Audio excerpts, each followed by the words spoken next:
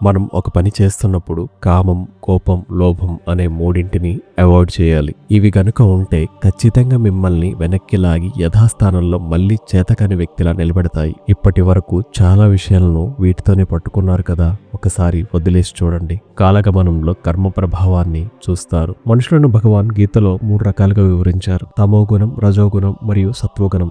ఎవరైతే తమోగుణంతో ఉంటారో అంటే సమయపాలన లేకుండా ఇష్టం వచ్చినట్లు తిని పడుకుని బద్ధకంగా ఉండే వాళ్ళందరూ తమోగుణంతో ఉండేవారు. వీళ్ళు జీవితంలో పైకి రారు. ఇలా ఉంటే అవివేకం, దిగజారుడితనం, బాధలకు లోనవడం జరుగుతుంది. రజోగుణంలో ఉండేవాళ్ళు చాలా యాక్టివ్గా ఉంటారు.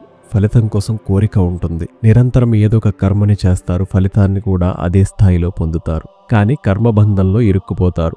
సత్వగుణం కలిగిన వారు అన్ని కర్మలను చేస్తారు, అన్ని ఫలితాలను పొందుతారు, దేనిని ద్వేషించరు, అన్నింటినీ ప్రేమిస్తారు. ప్రశాంత స్వభావం ఉంటుంది.